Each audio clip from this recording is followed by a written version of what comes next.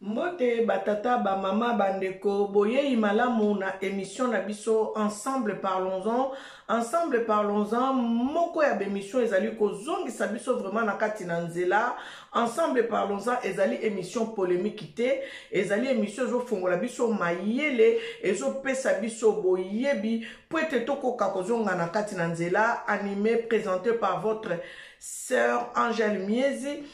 Nabino baye bozali abonné na chaîne Nabiso Angèle Miezi officiel toyebiko loba nabino merci tika ete mukonzi ya likolo pe na se mpungu tulendo a Congo mongali mbumbalo wa mpinanza ayeba kopambola bino ayeba kozongisela bino bolingo oyo bino boza kolakisa na biso bo aimer ba émission na biso à chaque fois tango yozota l'émission aimer émission payez bako kabola émission na oyo na noza abonné te na chaîne na biso Angèle Miezi officiel abonne-toi abonnez-vous, l'abonnement est gratuit et veuillez partager nos émissions, aimer nos émissions vraiment nazali na esengo lisusu ya koya liboso na bino po ete to partager parce que dernièrement je vous ai dit que na komema bino na verset on a lobelaka bino mikolo nyonso na kolobana na yebisaka bino bakosimba biso na bilamba lelo ekomi tango toyeba kopartage verset yango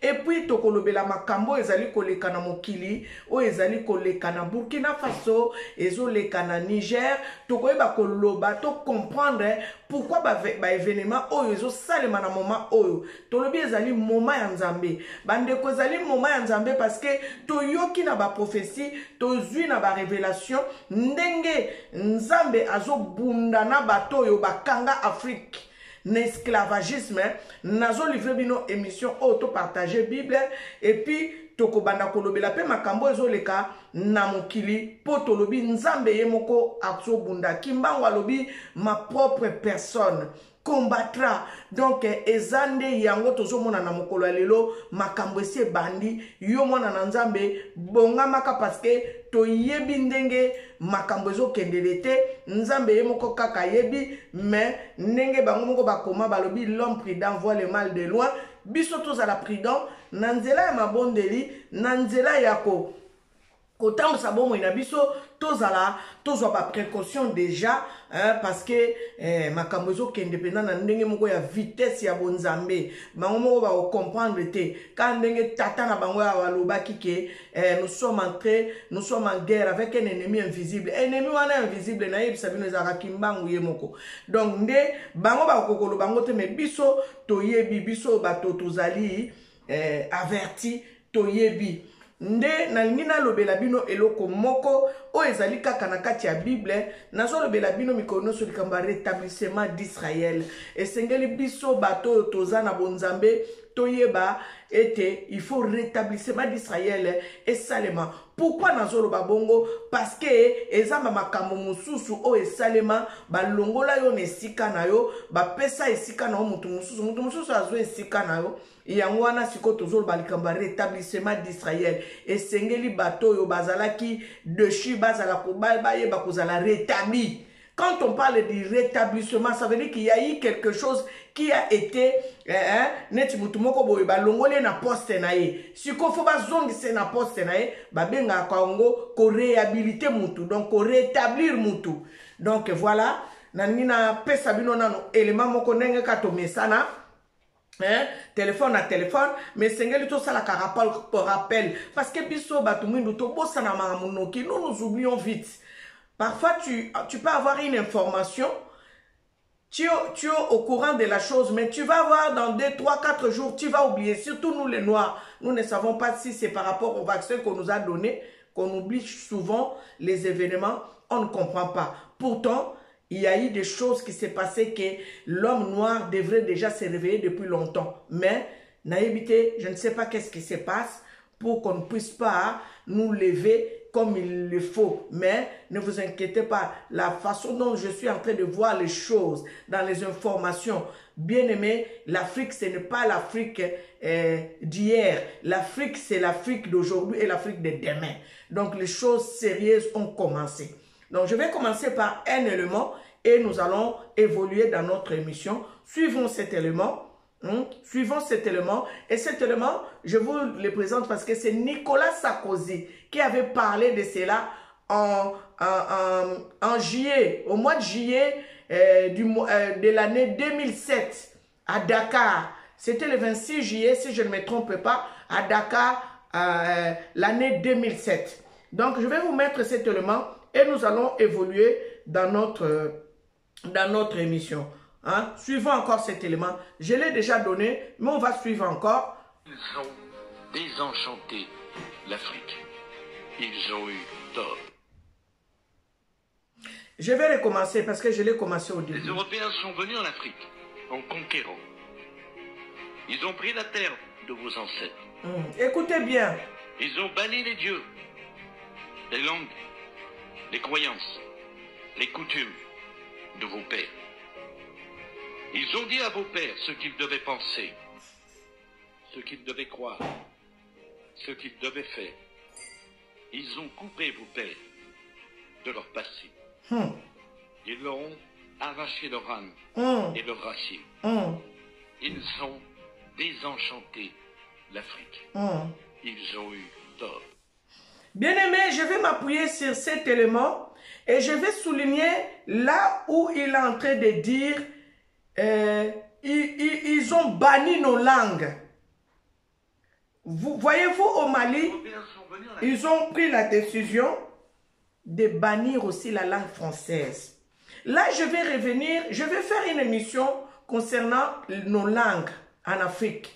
Parce que Papa Kimbangu avait prédit cela. Il a dit ceci: les langues européennes vont disparaître en Afrique. Et nous sommes en train de voir qu'est-ce qui se passe maintenant en Afrique.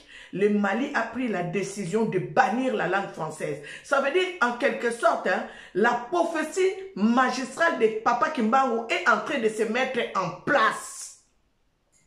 Bino Batubolobaka, oya yebi français te, oya yebi français te. Bien aimé, voyez-vous, j'ai regardé, je ne vais pas être hypocrite, j'ai regardé les infos par rapport à la francophonie qui se passe chez nous. Et j'ai vu aussi des émissions qui se font par rapport à l'organisation. Namoni batomususu bazoloba, faire ayebi français te, fali ayebi français, bien aimé, faire ayebi français te, mais faire, quand on regarde la personne, c'est une personne très intelligente, c'est une personne qui est très posée. La langue française, et la langue nabisote, faire ata ayebi français te, azo sala makambo ezo mona na mboka na biso, azo évoluer, azo ko avancer, azo ko défendre culture mboka na biso, na makambo pe ya buzoba te. Bandeko, il faut mitou na biso banda ko sala po banda ko taxer mutu bo banda ko écarter mutu po banda ko sala mutu. Pourquoi? Parce que ayebi français te. Français ça mon na biso. Boyo kandenge Sarkozy lobby. Les Européens sont venus en Afrique et ils ont banni même nos langues. Et aujourd'hui, les gens parfois se moquent des autres parce que bayebi koloba anglais te, ayebi koloba français te, bino mindele basala ke fort nini pona ko yeba ba langue na bino. Awa boende biso mututo yebi ba sekele tende to mona ka mususu ba chinois ba commerçant bazoye ko la lingala boyebi pourquoi? Parce que baza na vision mon la iko le kabino moko ba congolais oyo boloba ka lingala soki mutu azolo ba lingala soka lo ba kango lingala na yebie où est le problème? Boko mona lingala siko bato nyonso ba ko luka ko lo ba lingala boko bando seka siko mindele oyo ba yebi ko lo ba lingala te botala niveau ya buzoba ya biso bato mwindu. Regardez l'idiotie de nous les Africains. Quand quelqu'un ne sait pas parler français, ne sait pas parler l'anglais, où est le problème? Nous avons nos langues à nous. En tout cas, bravo le Mali, parce que je vois que la prophétie magistrale de Kimbangu est en train de se mettre en place. Ba ya ba longo la biso mayele, ba longo la biso bomoto na biso, ba longo la biso o ezali culture na biso. Et puis bozo beta maboko, moto ayebi oloba français te bozo seka.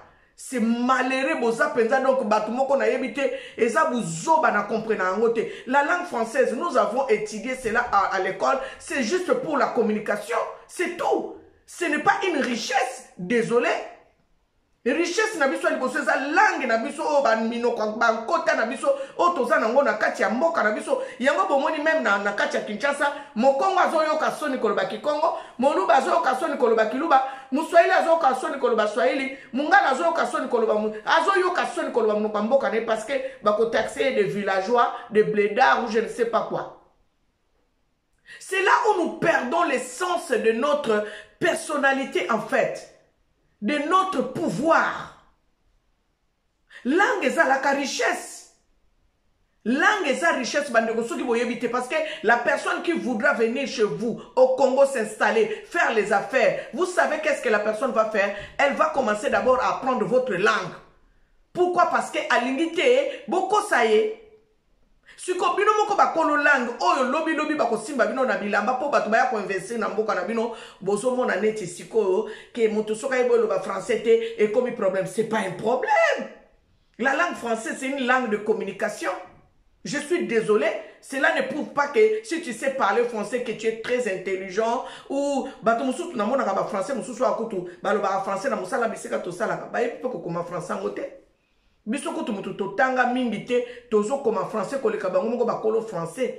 Alors bope sangana no réponse bino bato bozo talanga ko yeba français ndende le kinyoso. Non, nous devons valoriser nos langues. Mali, en tout cas, bravo. Ba langue nyonso européenne ko bunga na Afrique. Soki boye bakate boke ne ko tanga prophétie magistrale ya Kimbangu. Yangwana bomoni papa Kimbangu aloba boko kende ba mboka mosusu ba mboka mosika boye ko lisabana minoko mboka na bino.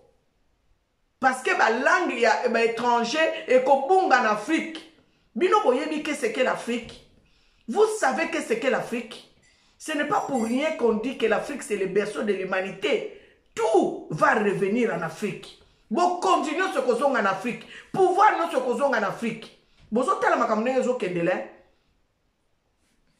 Nazo pe sabino élément mon sousou. Aïe aïe aïe aïe. Avant d'attendre la bino lilo banzambe, nazo pe sabino élément mon sousou. Boyoka. Nazo pe sabino élément moko. Je vais essayer de chercher l'élément et je vais vous faire comprendre qu'est-ce que je vais vous dire par là. Non. Ah, mutumwindo aza. Donc, naibite kozanga mayela ngosuki ya ndenge nini, je ne sais pas. Comment mutoko zala babengi yango nini? Complexé na niveau wana. Mutu ayebi français te, ayebi français te. Yo. Ayebi français te, nde salinini.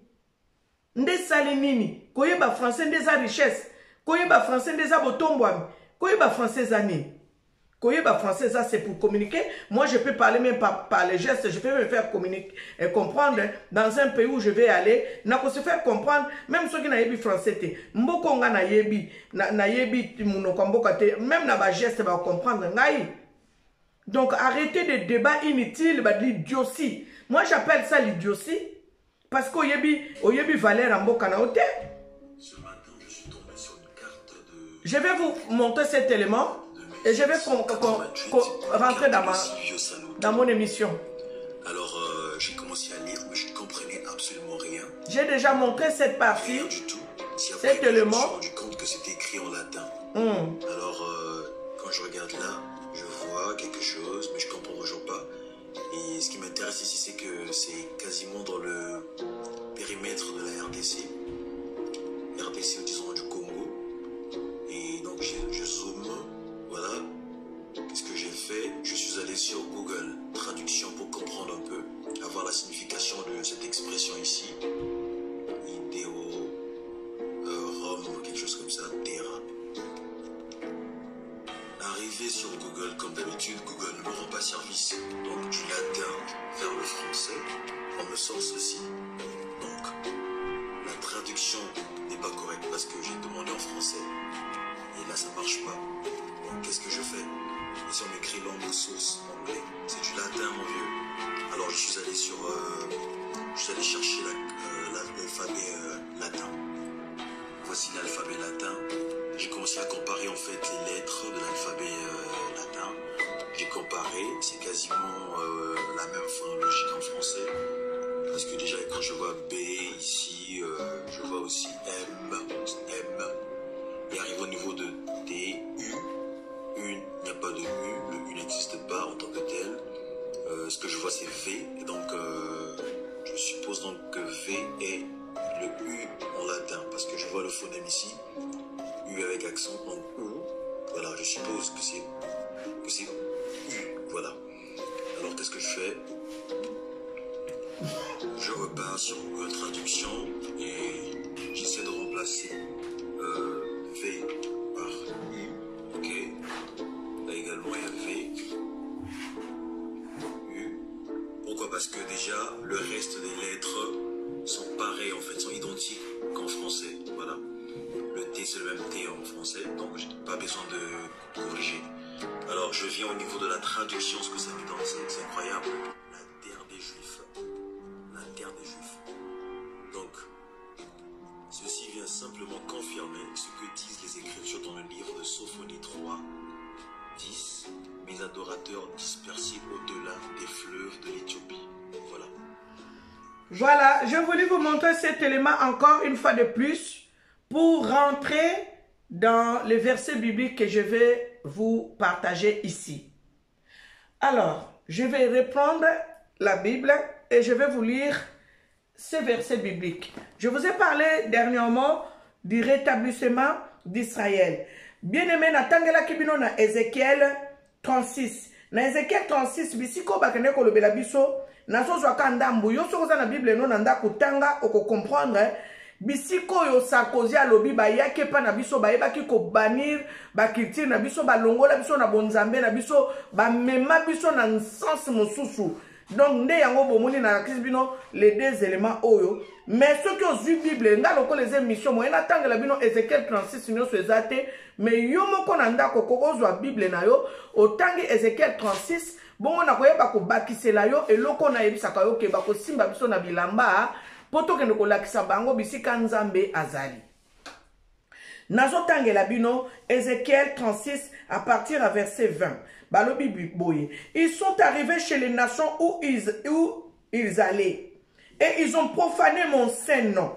En sorte qu'on disait d'eux, c'est le peuple de l'Éternel. C'est de son pays qu'ils sont sortis.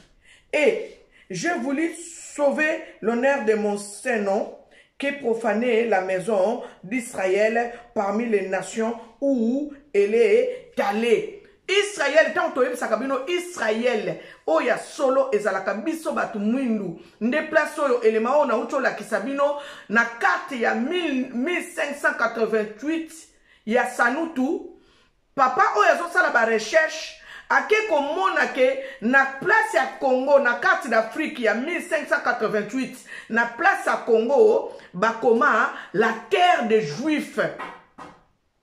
Si ko tango ye alingaki ko traduire ba lettre wana aye ko sala ba recherche aye ko comprendre parce que ba komango na latin aye ko comprendre que ba kodango aye ko comprendre que ezali mboka Congo nde balobela la terre des Juifs nde wana bisika na zongi susu na Nicolas Sarkozy bisika ye ko lobake tango ba yaki na Afrique ba yebaki ko longola biso na bonzambe na biso ba longoli biso culture na biso ba banir ba langue na biso ba ye ko installer au ezali royaume na bango. Ça veut dire que même na histoire totanga kaka histoire à bapaya, même na géographie toyekola kaka bamboka bapaya, même na ba histoire na biso toyekola ba histoire à bakoko na biso te tokinda ko yekola ba Charlemagne na ba Livingstone na ba Louis XIV etali biso na nini makamba ba Louis XIV makambo soki ya ba Bonaparte etali biso na nini bandeko biso tozana banzinga kuvu ba kimpa vita toyekola bango na classe te mais toyeko yekola histoire ya bapaya eza pona ko déraciner bino na ba racine na bino ale tokomi ko diaboliser sikoyo ba racine na biso bandeko bisika nzamba sali mokili bonzambe zalaki te bisika o balobi berceau de l'humanité bonzambe zalaki te bonzambe bandeli a na poto bandeko nde bisika oyo il faut to fongoma misu parce que bonzambe euta na batu na mindele te bonzambe euta na batu mwindu mindele nde ba memeli biso soloka mindele nde ba memeli biso magie mindele nde ba memeli biso homosexualité mindele nde mutu ba memeli biso destruction bisika nzamba kende ko boma Sodome na Gomorrhe boyebi makambo leka kuna eza makambo zo leka lelo ya ba pédophilie nde ya ba homosexualité bande ko nangina fongola parenthèse avant kana kende susu na verset wana openza na zo sala l'émission boyoki awa na début ya Ezekiel 36 nzamba alobi nini basekaka biso baya epa na biso zela na kotanga fo na tanga kaka parce que pona ko comprendre foka totanga totanga balobi boy tango bayaki epa na biso balobi boy Et toi, fils de l'homme, prophétise sur les montagnes d'Israël. Tu diras, montagne d'Israël, écoutez la parole de l'Éternel. Ainsi parle le Seigneur, l'Éternel, parce que l'ennemi a dit sur vous. Ces auteurs antiques sont devenus notre propriété. Bozo yoka?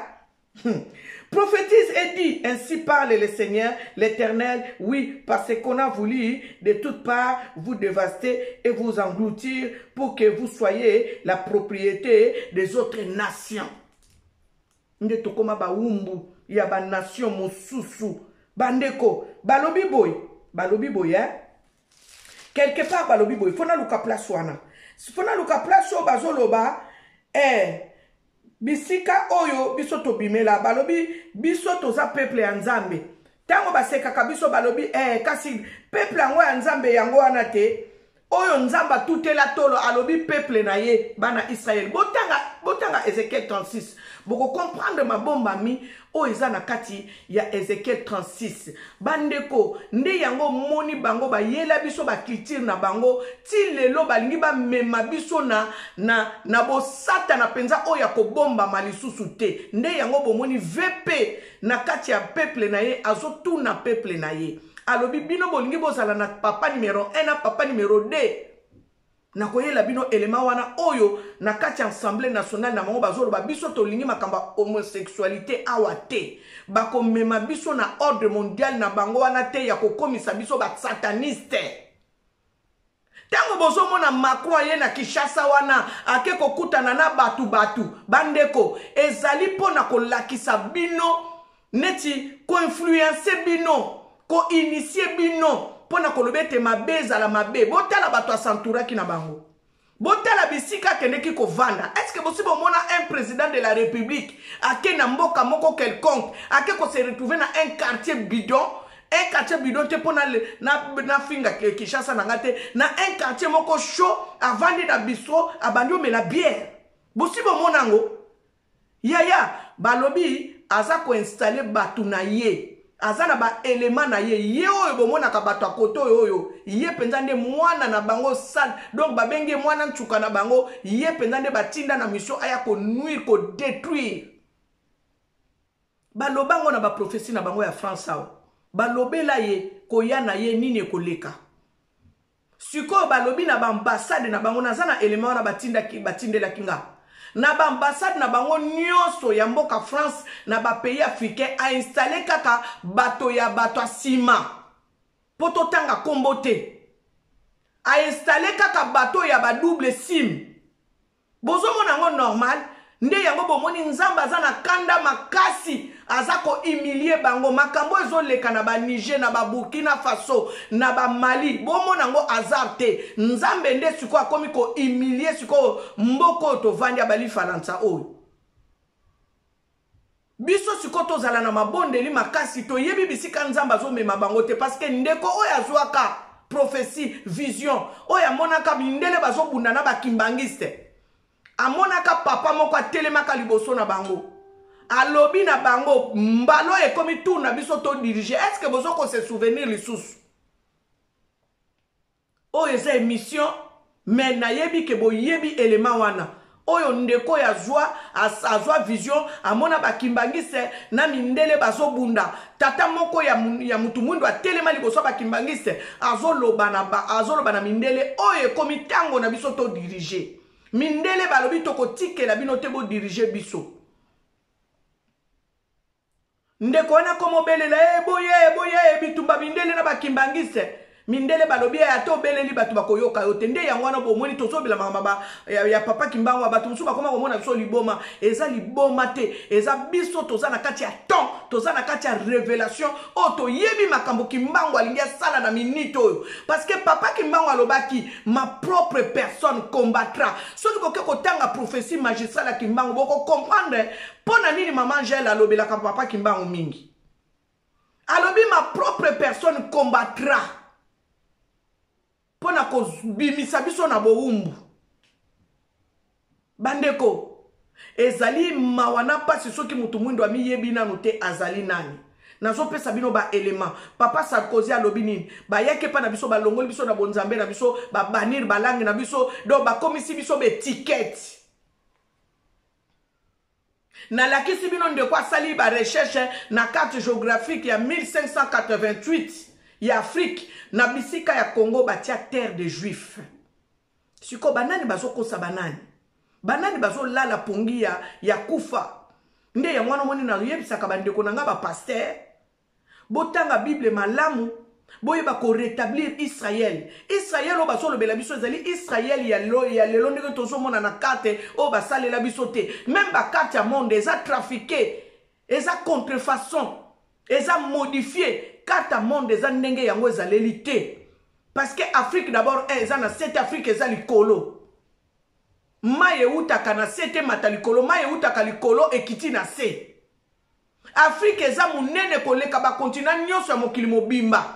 Ndenge nini bazwa sikoyo oya yo batia mungo muke. Bozo mona bisika o tozolo bake nyonso bayela biso eza fausseté pona kwa aveugle biso. Sikoyo yo soko telemite, nani akotelemela yo? Okotika lisu bana no na buzoba. Okotika susu bana na yo na boumbu. Okotika susu bana na yo na ignorance. Balobi, un peuple ignorant, c'est un peuple sans frein. Bako kende bikendela kendela, bako sala bisalela salela, bako ndima bindimela ndimela, ndenge biso peto ndimela. Peso ki sikoto komi koloba vérité, bako mobono liboma, parce que esa faute ya bato bako bengo liboma te, parce que banda bokoko na bango, balakisa bango bongo, yo nani yo ya koyebisa yeke, esa bongo te. Ah, faut montaza na kati ya révélation. Nazo tangela bino verset biblique clé. O na yeli bino lelo. O na lobaka bako simba biso na bilamba. To la kisabango. Nzambe azalaka wapi. Tozo kende. Bongo na oyela bino suite nango après. Toko kende kozwa Bible na biso. Toko kende kotanga na mokanda ya Zakari. Eza molai bandeko ezali émission ngana kozwa kaka ndambu. Bongo, tokoyeba ko continuer émission na biso. Nazolo balikamboyo, balobi boy, na Zacharie 8, na bandi na verset 20. Na verset 20 balobi boy. Ainsi parle l'Éternel des armées. Il viendra encore des peuples et des habitants d'un grand nombre de villes.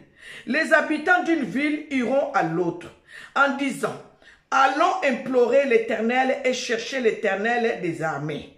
Nous irons aussi. Et beaucoup de peuples et de nombreuses nations viendront chercher l'Éternel des armées à Jérusalem et implorer l'Éternel. Ainsi parle l'Éternel des armées. En ces jours-là, 10 hommes de toutes les langues des nations saisiront un juif. N'a souligné place wana. Ils saisiront un juif par les pans de son vêtement et diront, nous irons avec vous, car nous avons appris que Dieu est avec vous. Bien-aimés dans le Seigneur, Banana Nzambe, les Noirs, on dit, on saisira un juif. Quand nous regardons la carte géographique de Sanoutula, de 1588, dont on a écrit sur la carte la place du Congo là, on a écrit la terre des Juifs.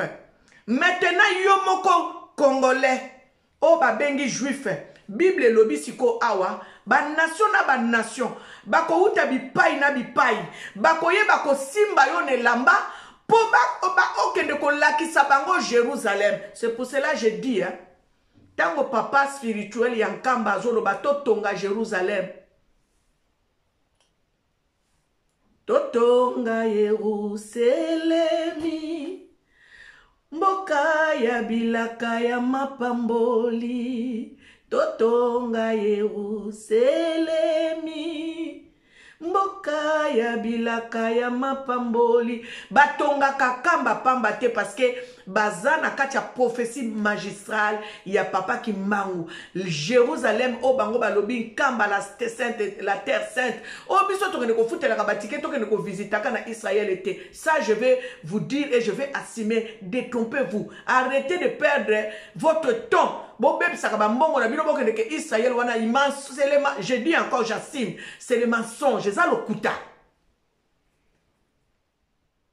balobi bakokanga biso na bilamba to lakisa bango bisika nzambe azalaka bandeko nzamba vanda na Afrique bandeli ya mokili ezalaka Afrique c'est parce que seulement baya kolongola yo bo moto na yo moko pe omi kitisa omi soldat okanisa koza na se ya bato nyonso non oza likolo ya bato nyonso mutu nde alingi yo koma na se ndenge Bible lobi je vis dans le livre Ecclésiaste balobi je vis les princes marchant à pied et les esclaves sur les chevaux. Nde bisika tozo mona pasi yangwana parce que biso moko nanu tomi yebite. Nalingi na confirmer yo likambo na uchotanga na elema moko nazanango bozela na lukango pe na lakisabino ango. Oyo ezali likambo ya prophétie bapesaka prophétie oyo ezande ko mutu apesaki mais na kati ya prophétie magistrale ezali oyo papa Kimbangu alobaki bakoya na Congo bakosimba biso na bilamba eza nango eloko kutu tolinga te eza bongo ekotikala bongo bozela na lakisa bino elema yango na lukango bakosimba yo juif na bilamba siko yo moko mipesa réponse vrai juif eza nani po oza déjà na preuve o ezali bazolakisa yo terre na yo ezali la terre des juifs. Maintenant la Bible vient nous parler que toutes les langues les gens de toutes les langues viendront chez toi bakosimbo na bilamba po yoye bakolakisa bango nzambe avandaka wapi nzambe azalaka wapi nde mutu mwindu lokola miyebite eza problème. Oh Seigneur, Seigneur, fongola batu nyonso mayele nazo sengo mikolo nyonso nzambe fongola batu nyonso mayele po tango tozoloba boye nzambe batu balobaka teke tokomi maboma batu balobaka tete to balobaka teke tobungi nazo lakisa bino elema oyo boyoka elema oyo. Je vais vous lire une prophétie qui a été faite ici à Kinshasa en 1995. Ça remonte. En 1995, au Palais du Peuple, il y a un homme de Dieu qui a dit ceci. Écoutez ça. Dans 2 ans, ce pays, le Zaïre, sera libéré. L'Okapi, l'antilope spécifique à ce pays qui symbolise la restauration, partira de l'est du Zaïre vers l'ouest. Le peuple zaïrois sera très content. Mais cette effervescence et joie seront certes de très courte durée, parce que celui qui prendra le pouvoir en remplaçant le maréchal Mobutu sera tué. Après sa mort, une crise profonde s'installera dans tout ce pays, au point où la population sera dans l'opprobre et la souffrance à un niveau très élevé. Les Congolais seront dirigés par des leaders cruels qui leur rendront la vie difficile. Mais passé cette étape, moi, le Dieu de l'univers, je restaurerai ce pays par rapport à mon plan. Lorsque j'aurai délivré et restauré cette nation, je la rendrai tellement attrayante, au point d'attirer vers elle des multitudes de gens venus du monde entier qui voudront s'y installer. Les investisseurs se bousculeront les actions du pays juste pour avoir le droit d'y faire des affaires et s'y installer. Ceux qui auront fui ce pays le regretteront, et par après, ils retourneront pour s'y établir. Les gens se bousculeront à la porte d'entrée de ce pays, car il deviendra un pays des merveilles.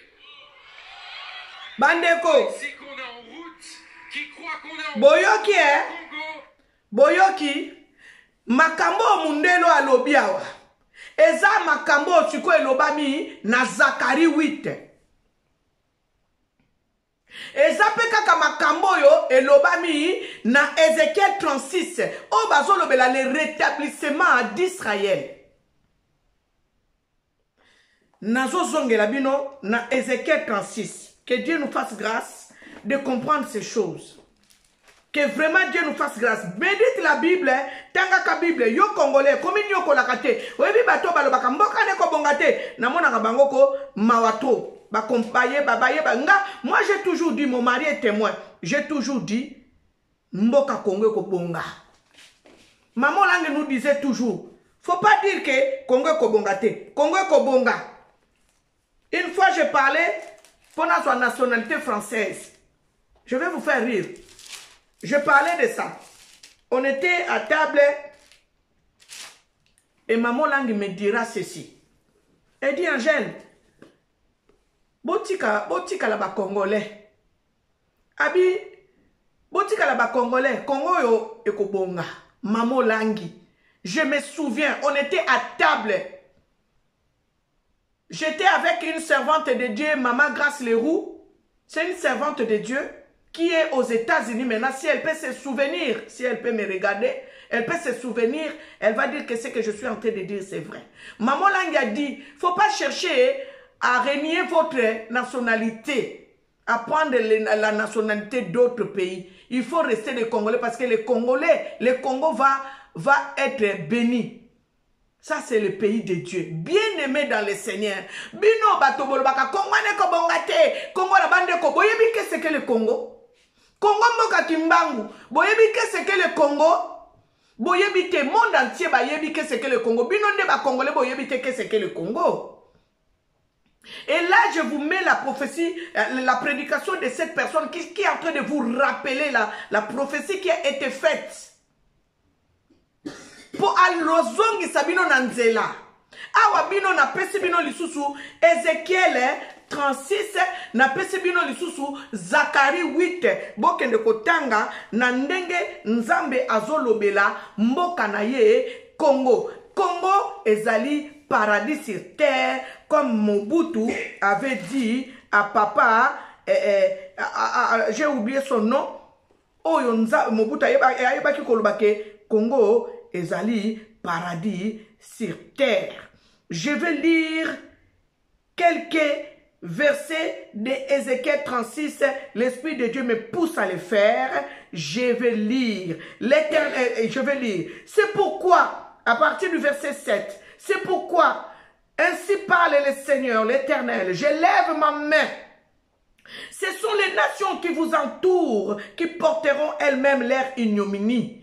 Et vous, montagnes d'Israël, vous pousserez vos rameaux et vous porterez vos fruits pour mon peuple d'Israël, car ces choses sont près d'arriver. Voici, je vous serai favorable, je me tournerai vers vous et vous serez cultivés et ensemencés. Je mettrai sur vous des hommes en grand nombre, la maison d'Israël tout entière. Les villes seront habitées et l'on rebâtira sur les ruines. Je multiplierai sur vous les hommes et les animaux. Ils multiplieront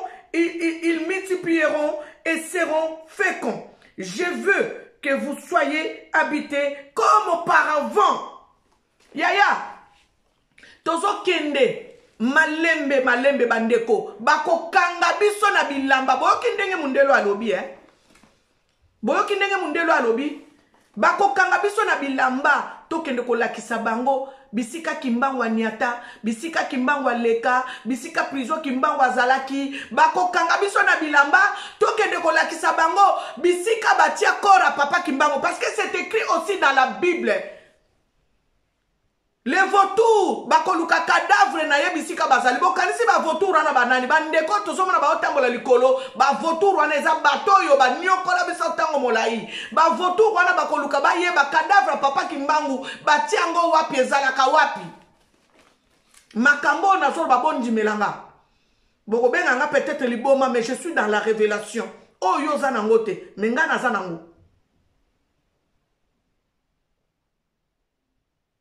Bonzambe na yo balongola yo bonzambe na yo ba mema yo na nord basalela o boussole emema yo na gauche ole emema yo na droite bisika o esengeli ozala yango wana boni basema terreur na mboka na biso baseme trouble bakangi bakanga misala donc bakangi nyonso poto mimona pamba badiminue biso ale biso siko tolobi te awa te kuna nde toye awa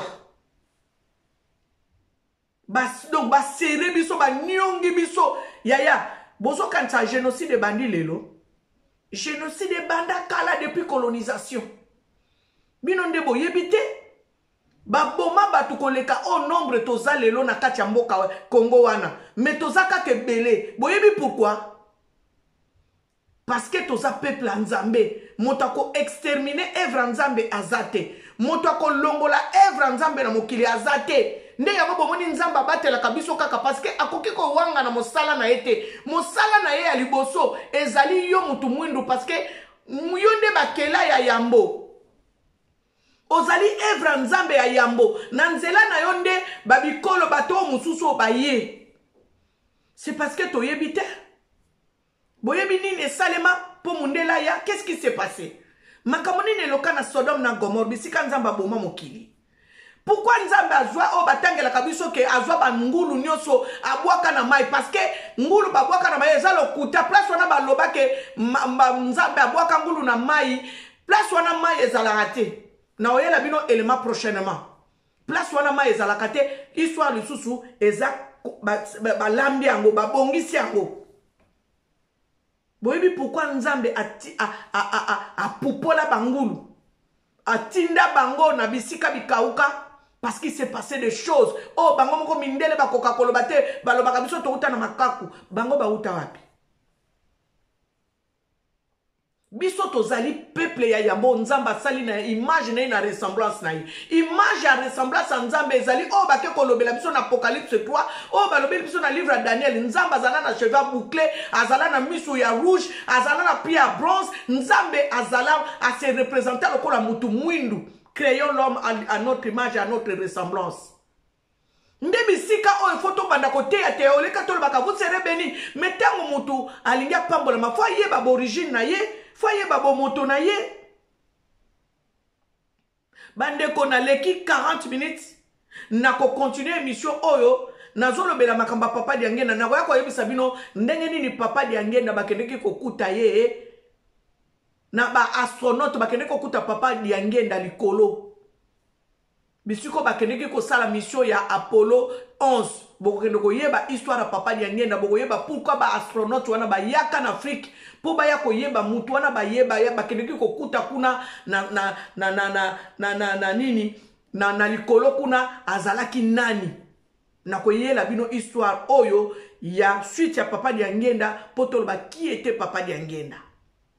Bien-aimé dans le Seigneur, mutu mwindu azaka mazo yango moni mutu mwindu amindi makate mutu mwindu pa ndi makamoninga ne mutu mwindu te. Pourquoi? Parce que na kolobeza faute ya faute na biso te. Eza ndenge batangisa biso, ndenge balakisa biso. Bozo mona makambo zo leka na Burkina Faso. Tala président wana mwana 34 ans, Ibrahim Traoré. 34 ans. Bomoni nenga telemi devant assemblée à batu nyonso. Qu'est-ce que je dis Seigneur, merci. Kopesa biso mutu aboye. Tango nazo tala ye nazo mona Thomas Sankara. Tango soko za na miso molimo. Ozo tala mwana wana, ozo tala ke eza Thomas Sankara kaka ye wana bota mali susu na mwana wana. Ozo comprendre ke ezali Thomas Sankara ye moko abota mana Ibrahim Traoré wana. Non.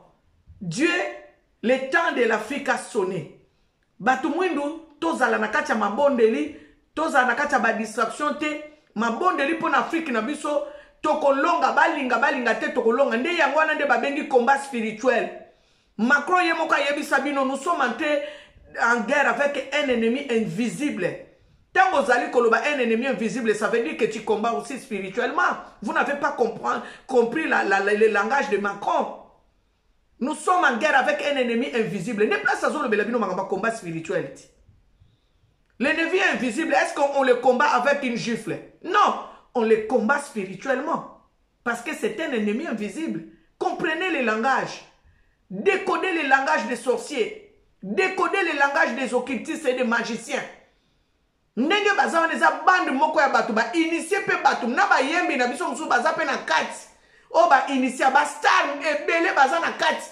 O ba initier pona ko influencer homosexualité, pona ko influencer pédophilie, pona ko influencer monde ya ténèbres balingi ba installer le biso yango vepe boy yango na motema moko. Bande kona suki awa na ko continuer émission nanga ba élément o ezangi bo tiela nga commentaire élément o lingi to lobela to ko lobela ngona kati na par rapport à ba commentaire na bino ndenge toza ko évoluer na ko lobela makambo ya Ibrahim Traoré oyo na ko lobela makambo ya papa diangenda o ba kuta tango ba astronaute ba mata likolo na Mars soki place nini ba kendeki na ba planète na bango ba ke ko kuta papa diangenda donc na ko lobela ngo prochainement Afrique ezelo kwa kosakana nango te africain tombola mutu na olikolo tu n'es pas n'importe qui hein tu es l'image et la ressemblance du créateur des cieux et la terre donc ozali moto ya pambala te c'était votre sœur Angèle Miezi dans cette émission ensemble parlons-en. Laisse que l'Éternel, le Dieu Tout-Puissant, le Créateur des cieux et la terre, le Dieu qui nous a donné ces passages bibliques, Ézéchiel 36, 30 et Zacharie 8, pour le rétablissement d'Israël, puisse vous bénir et vous ouvrir l'intelligence, qu'il vous bénisse abondamment.